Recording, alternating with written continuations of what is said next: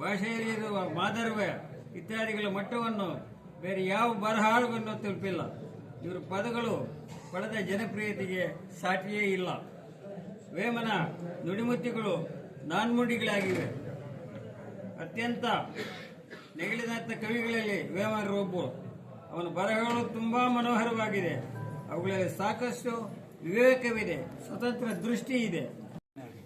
ನಮ್ಮ ಶಾಸಕರಾದ ಶ್ರೀಮತಿ ರೂಪಕಲಾ ಶಶಿಧರವರೇ ಹಾಗೂ ವೆಂಕಣ್ಣ ಅವರೇ, ಎಲ್ಲ ನೆಚ್ಚಿನ ಸ್ನೇಹಿತರೆ, ಅಧಿಕಾರಿ ವರ್ಗದವರೇ ಮತ್ತು ಎಲ್ಲ ನಮ್ಮ ಕುಲಬಾಂಧವರು, ಇವತ್ತಿನ ದಿವಸ ನಮ್ಮ ವೇಮನ ಜಯಂತಿಯನ್ನು ಅದ್ದೂರಿಯಾಗಿ ಮಾಡ್ತಾ ಇರೋದು ಅಂದರೆ ನಮ್ಗೆ ಭಾಳ ಸಂತೋಷ ಆಗಿದೆ. ಎಲ್ಲ ಜನ ಬಂದಿದ್ದೀರಾ, ಹೆಚ್ಚಿನ ಸಂಖ್ಯೆಯಲ್ಲಿ ನಮ್ಮ ಕುಲಬಾಂಧವರು ಬಂದಿದ್ದಾರೆ. ಅದಕ್ಕೋಸ್ಕರ ಭಾಳ ಸಂತೋಷ ಆಗಿದೆ. ಇದೇ ರೀತಿಯಾಗಿ ವರ್ಷನೂ ನಾವೆಲ್ಲರೂ ಈ ಒಂದು ವೇಮನ ಜಯಂತಿಯನ್ನು ಆಚರಣೆಯನ್ನು ಮಾಡಬೇಕು ಅಂತ ಹೇಳಿದ ವೆಂಕಣ್ಣ ಹೇಳಿದ್ರು. ಅವ್ರು ಏನು ಹೇಳಿದರೆ ನುಡಿಗಳು, ಆ ನುಡಿಗಳನ್ನು ನಾವು ಪಾಲಿಸಬೇಕು ಅಂತ. ಅವ್ರು ಏನು ಹೇಳಿದರೆ ನಮ್ಮ ಕುಲಕ್ಕೆ ಅದನ್ನೆಲ್ಲ ನಾವೆಲ್ಲ ಪಾಲಿಸಿ ಆ ಒಂದು ಆದರ್ಶದ ಮೇಲೆ ನಾವು ನಡಿಬೇಕು ಅಂತ ಹೇಳ್ತಾ, ಇವತ್ತಿನ ದಿವಸ ಎಲ್ಲರೂ ಕೋಲಾರಕ್ಕೆ ಬಂದು ಇನ್ನೂ ಹೆಚ್ಚಿನ ಸಂಖ್ಯೆಯಲ್ಲಿ ಬಂದು ಈ ಒಂದು ಕಾರ್ಯಕ್ರಮ ಯಶಸ್ವಿ ಮಾಡಬೇಕು ಅಂತ ಹೇಳ್ತಾ ನನ್ನ ಮಾತು ಮುಗಿಸ್ತಾ ಇದ್ದೀನಿ. ಜೈ ಹಿಂದ್. ಅವರ 614ನೇ ಜಯಂತಿಯನ್ನು ತಾಲೂಕು ಆಡಳಿತದಿಂದ ಆಚರಿಸಿದ್ದಾರೆ. ಈ ಅಧ್ಯಕ್ಷತೆ ವಹಿಸಿದಂಥ ಮಾನ್ಯ ಜನಪ್ರಿಯ ಶಾಸಕರಾದಂಥ ನಮ್ಮ ರೂಪಕಲಾ ಮೇಡಮ್ನವರೇ, ನಮ್ಮ ಕೆ ಸಿ ರೆಡ್ಡಿ ಅವರ ಹಿರಿಯರು ವೆಂಕಟಕೃಷ್ಣ ರೆಡ್ಡಿ ಅವರೇ, ಹಾಗೆ ಗೌರವಾಧ್ಯಕ್ಷರಾದಂಥ ಜಿಲ್ಲಾ ವಿಜಯರಾಘವರೆಡ್ಡಿ ಅವರೇ, ತಾಲೂಕು ದಂಡಾಧಿಕಾರಿಯಾದಂಥ ಭರತ್ ಸರ್ ಅವರೇ, ಇ ಒ ವೆಂಕಟೇಶಪ್ಪ ಅವರೇ, KDA, ಹಾಗೆ ಧರ್ಮೇಂದ್ರ ಪ್ರಸಾದ್ ಅವರು ಸರ್, ಎಲ್ಲ ನಮ್ಮ ಜನಾಂಗದ ಇವತ್ತು ತಾಲೂಕು ಆಡಳಿತ ವೇಮನ ಜಯಂತಿಯನ್ನು ಆಚರಣೆಗೆ ಅವರು ತಾಲೂಕು ಆಡಳಿತದಿಂದ ಹಮ್ಮಿಕೊಂಡಿರುವುದಕ್ಕೆ ನಮ್ಮ ತಾಲೂಕಿನ ಎಲ್ಲ ಪಂಚಾಯತಿಗಳಿಂದ ನಮ್ಮ ರೆಡ್ಡಿ ಸಮಾಜ ಅತಿ ಹೆಚ್ಚಾಗಿ ಬಂದಿರೋದಕ್ಕೆ ಮೊದಲನೇದಾಗಿ ಅವರಿಗೆ ನಾನು ಧನ್ಯವಾದಗಳು ಹೇಳ್ತಾ ಇದ್ದೀನಿ. ಏನು ತಾಲೂಕು ಆಡಳಿತ ನಡೆಸ್ತಾ ಇದೆ, ನಾವು ಯಾವುದೇ ಅವರಿಗೆ ಬರ್ಡನ್ನು ಇಡಲ್ಲ ಅಂತವನ್ನು ಹೇಳಿದ್ದೀವಿ. ಮುಂದಿನ ದಿನಗಳಲ್ಲಿ ಈ ಕಾರ್ಯಕ್ರಮ, ಈ ಫೋಟೋ ಇಟ್ಟಿರೋ ಕಾರ್ಯಕ್ರಮಕ್ಕೆ ನಾವೇ ಇಲ್ಲಿ ಡೆಕೋರೇಷನ್ ಮಾಡಿ ಅವರಿಗೆ ಮಾಡಿಕೊಡೋಣ. ಅದು ಕೂಡ ಅವ್ರು ಮಾಡೋದು ಬೇಡ ಅಂತ ಇವತ್ತು ನಮಗೆ ತಮ್ಮಲ್ಲಿ ಮನವಿ ಮಾಡ್ತಾ ಇದ್ದೀವಿ.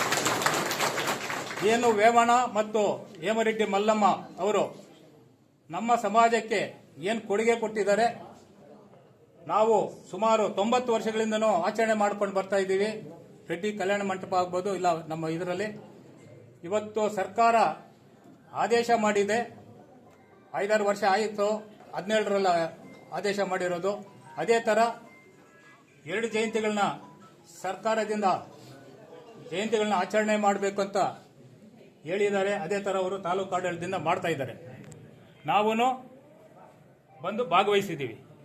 ಹೋದ ವರ್ಷ ಇದರಲ್ಲಿ ಒಂದು ಅರ್ಧ ಭಾಗವಹಿದ್ದು, ಈ ಸಲ ಇನ್ನು 2ರಷ್ಟು ಬಂದಿದ್ದೀವಿ. ಮುಂದಿನ ದಿನಗಳಲ್ಲಿ ಇಲ್ಲಿ ಜಾಗನೂ ಸಾಕಾಗಲ್ಲ. ಯಾಕಂದರೆ ನಾವು ಸಂಘಟನೆಯಲ್ಲಿ ತುಂಬ ತೀರಾ ಹಿಂದೆ ಇದ್ದೀವಿ. ಇವತ್ತು ಕರ್ನಾಟಕ ರಾಜ್ಯದಂತ ನಾವು ಸಂಘಟನೆಯಲ್ಲಿ ಒತ್ತು ಕೊಟ್ಟಿದ್ದೀವಿ. ಎಲ್ಲರೂ ಒಂದು ಅದಕ್ಕೆ ಕೋಪರೇಷನ್ ಕೊಟ್ಟು ಎಲ್ಲ ಬಂದು ಒಂದಾಗಬೇಕು ಅನ್ನೋ ಉದ್ದೇಶದಲ್ಲಿ ನಾವು ಇವತ್ತು ಇದು ಮಾಡ್ತಾ ಇದ್ದೀವಿ. ಯಾರು ವಿರುದ್ಧ ಅಲ್ಲ, ನಮ್ಮ ಸಂಘಟನೆ ಎಲ್ಲರೂ ಎಲ್ಲ ಸಮಾಜದವರು ಒಂದಾಗಿದ್ದಾರೆ. ನಾವು ಕಡೆಯಲ್ಲಿದ್ದೀವಿ ಅನ್ನೋ ಉದ್ದೇಶದಲ್ಲಿ ನಾವು ಇವತ್ತು ಎಲ್ಲ ಪಂಚಾಯತಿಗಳಾಗಲಿ ಕರ್ನಾಟಕ ಆಗಲಿ ಹೋಗಿ ನಾವು ಒಗ್ಗೂಡಿಸ್ತಾ ಇದ್ದೀವಿ. ಯಾಕಂದರೆ 7 ಲಕ್ಷದ ಒಂದು ಕಮ್ಯುನಿಟಿದು ಸೆನ್ಸಸ್ಸಲ್ಲಿ ನಮಗೆ ಬಂದಿದ್ದರಿಂದ ಇವತ್ತು ಮರುಪರಿಶೀಲನೆ ಆಗಿ ಕರ್ನಾಟಕದಂತ ಸೆನ್ಸಸ್ ಆಗಿದೆ.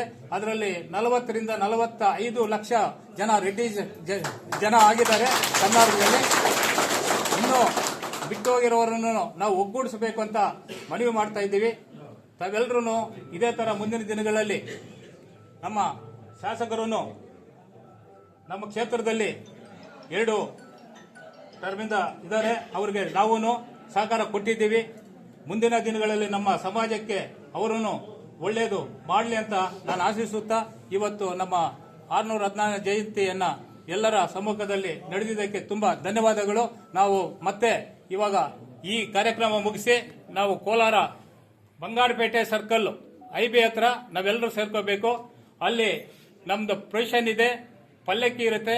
ಆ ಪಲ್ಲಕ್ಕಿ ಮೆರವಣಿಗೆಯಲ್ಲಿ ಚೆನ್ನಯ್ಯ ರಂಗಮಂದಿರಕ್ಕೆ ಸೇರಿ ಅಲ್ಲಿ ಊಟ ಮಾಡಿ ಅಲ್ಲಿ ಕಾರ್ಯಕ್ರಮ 2 ಗಂಟೆಗೆ ನಮ್ದು ಕಾರ್ಯಕ್ರಮ ನಡೆಯುತ್ತೆ. ಅದೇ ತರ ನಮ್ಮ ಶಾಸಕರು ಈ ಇದರಲ್ಲಿ 12 ಗಂಟೆಗೆ ಅಲ್ಲಿ ಬಂದು ನಮ್ಮ ಜೊತೆಯಲ್ಲಿ ಸೇರ್ಕೊಂಡ್ರೆ ನಮ್ಗೆ ತುಂಬಾ ಸಂತೋಷ ಆಗುತ್ತೆ ಅಂತ ನಿಮ್ಮಲ್ಲಿ ತಿರುಗಿ ಮನೆ ಮಾಡಿ ನನ್ನ ಈ 4 ಮಾತಾಡೋಕ್ಕೆ ಅವಕಾಶ ಕೊಟ್ಟು ತಮ್ಮೆಲ್ಲರಿಗೂ ವಂದಿಸಿ ನಾನು ಮಾತು ಮುಗಿಸ್ತಾ ಇದ್ದೀನಿ. ಜೈ ವೇಮನ, ಜೈ ವೇಮರೆಡ್ಡಿ ಮಲ್ಲಮ್ಮ, ಜೈ ಜೈ ವೇಮನ, ಜೈ ವೇಮನ, ಜೈ ವೇಮನ. ಧನ್ಯವಾದಗಳು ತಮಗೆ. ಮಹಾಯೋಗಿ ವೇಮನ್ನ ಜಯಂತಿಯನ್ನ ಅರ್ಥಪೂರ್ಣವಾಗಿ ಕಾರ್ಯಕ್ರಮನ KGF ತಾಲೂಕಿನಲ್ಲಿ ಎಲ್ಲರೂ ಒಟ್ಟಿಗೆ ಸೇರಿ ಇವತ್ತು ಇಷ್ಟು ವರ್ಷಗಳ ಕಾಲ ಇಲ್ಲದೆ ಇರುವಂತ ಒಂದು ಗೌರವನ್ನ ನಾವಿವತ್ತು ತೋರಿಸ್ತಾ ಇದ್ದೀವಿ ಅನ್ನುವಂತ ಒಂದು ಹೆಮ್ಮೆ ಕೂಡ ನನಗೂ ಇದೆ. ಎಲ್ಲರೂ ಕೂಡ ಒಟ್ಟಿಗೆ ಸೇರಿ ಇವತ್ತು ಕಾರ್ಯಕ್ರಮನ ಮಾಡ್ತಾ ಇದ್ದೀವಿ ಅನ್ನೋ ಸಮಾಧಾನ ಇದೆ. ಅದನ್ನ ಮುಂದಿನ ದಿನಗಳಲ್ಲಿ ಯಾವ ರೀತಿ ಹೇಗೆ ಬದಲಾವಣೆ ಮಾಡ್ಕೋಬೇಕು, ಸರಿ ಮಾಡ್ಕೋಬೇಕು ಅನ್ನೋಂಥ ವಿಚಾರದಲ್ಲಿ ಯಾರು ಏನು ಮನಸ್ಸಿನ ಅನಿಸಿಕೆಗಳನ್ನ ಹೇಳ್ತೀರಾ ಅದನ್ನ ತಪ್ಪಾಗಿ ಯೋಚನೆ ಮಾಡೋದು ಬೇಡ. ಅದರಲ್ಲಿ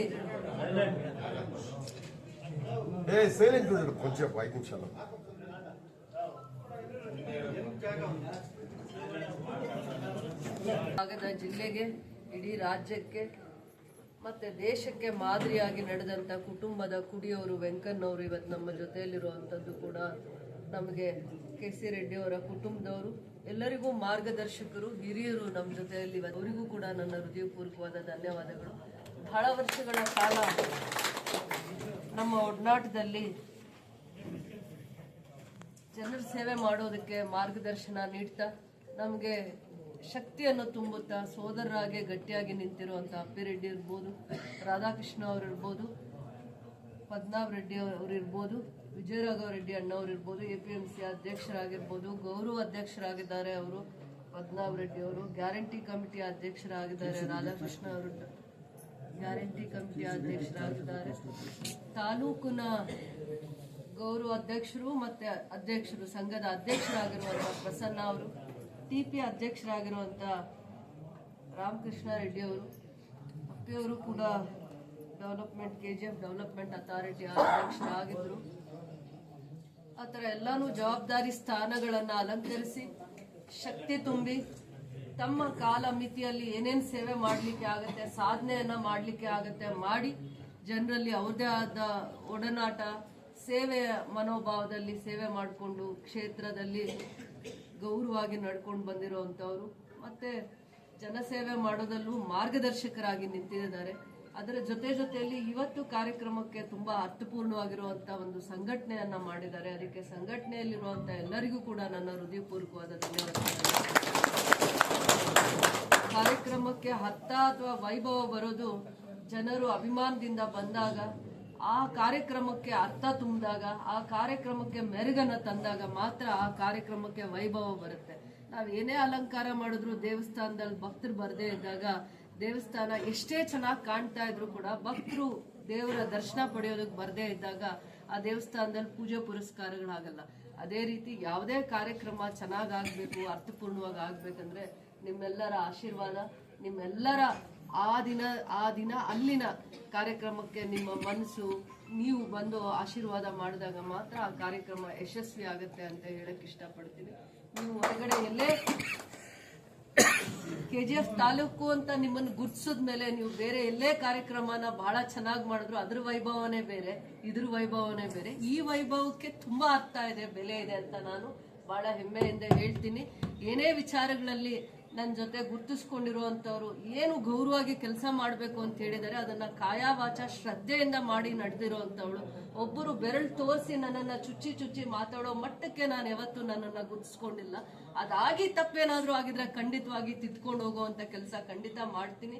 ನನ್ನನ್ನ 10 ವರ್ಷ ಅಲ್ಲ 15 ವರ್ಷಗಳ ಮೇಲೆ ತನ್ನ ತಂಗಿ ಆಗೋ ತಪ್ಪು ಮಾಡಿದ್ರು ತಿದ್ಕೊಂಡು ತನ್ನ ಭುಜಗಳ ಮೇಲೆ ಎತ್ಕೊಂಡು ಬಂದಿರೋಂಥವ್ರಿಗೆ ನಾವು ಅಷ್ಟು ಮಾತ್ರ ಗೌರವ ಕೊಡದೆ ಹೋದ್ರೆ ತಪ್ಪು ಆಗುತ್ತೆ. ಖಂಡಿತವಾಗಿ ಎಲ್ಲೂ ನನ್ನನ್ನು ನಂಬಿರೋರ್ನ ಯಾವತ್ತು ನನ್ನ ಉಸಿರಿರೋರ್ಗೂ ತಲೆ ಬಗ್ಸುವಂತ ಕೆಲಸ ಯಾವತ್ತೂ ಮಾಡಲ್ಲ, ತಲೆ ಎತ್ತಿ ನಡೆಯುವಂತ ಕೆಲಸನೇ ಮಾಡ್ತೀನಿ. ನಾನು ಅಷ್ಟು ದೊಡ್ಡ ವ್ಯಕ್ತಿ ಆಗದೆ ಹೋದ್ರು ಕೂಡ ನಂಬಿರೋ ಅಂಥವ್ರ ಹತ್ರ ಗೌರವ ಉಳಿಸ್ಕೊಳ್ಳೋ ಅಂಥ ಕೆಲಸ, ಸೇವೆ ಮಾಡುವಂಥ ಮನೋಭಾವನ ಬೆಳೆಸ್ಕೊಂತೀನಿ. ಯಾಕಂದ್ರೆ ಇದು ಬಹಳ ಪವಿತ್ರತೆಯನ್ನ ಪಡೆದಿದೆ. ಈ ಪುಸ್ತಕ ಇರ್ಬೋದು, ಅವರ ಜೀವನ ಚರಿತ್ರೆ ಇರ್ಬೋದು. ಮಹಾಯೋಗಿ ಅವರ ಜೀವನ ಚರಿತ್ರೆನ ನಾನು ಓದಿಲ್ಲ, ಆದ್ರೆ ಅವರ ಪದ್ಯದಲ್ಲಿ, ಅವರ ಭಾವನೆಗಳಲ್ಲಿ, ಅವರ ಬದುಕಿನ ಅರ್ಥದಲ್ಲಿ ಬಹಳ ವಿಚಾರವಂತಿಕೆ ಇದೆ. ಅದನ್ನ ಸ್ವಲ್ಪ ನಾವು ಮೈಗೂಡಿಸ್ಕೊಂಡ್ರೆ ಖಂಡಿತವಾಗೂ ಯಾರು ಏನೇ ಅವಮಾನ ಮಾಡಿದ್ರು ಅದು ನಮ್ಗೆ ಅವಮಾನ ಅನ್ಸಲ್ಲ, ಅದು ನಮ್ಗೆ ಮಾರ್ಗದರ್ಶನ ಅನ್ಸುತ್ತೆ. ಖಂಡಿತವಾಗೂ ಆ ದಾರಿಯಲ್ಲಿ ನಡೆದಾಗ ಖಂಡಿತವಾಗೂ ನಾವು ಇನ್ನೂ ಏನು ನಿರೀಕ್ಷೆಗೆ ಮೀರಿರುವಂತ ಕೆಲಸ ಸಾಧನೆ ಮಾಡ್ಬೋದು ಅನ್ನುವಂಥ ಮನೋಭಾವನ ಬೆಳೆಸ್ಕೊಂತೀವಿ ಅಂತ ಹೇಳ್ತಾರೆ.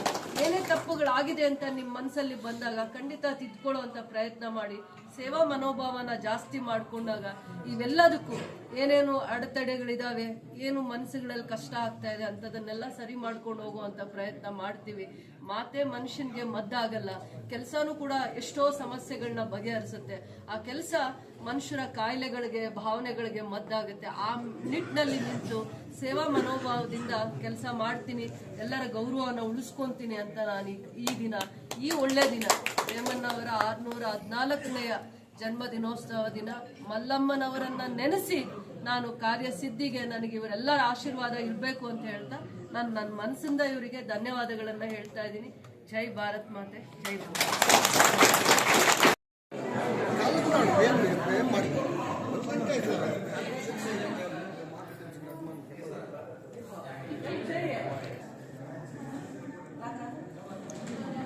ಇನ್ನೂ ಸ್ವಲ್ಪ ಹಿಂದೆ ಹೋಗ್ತೀವಿ.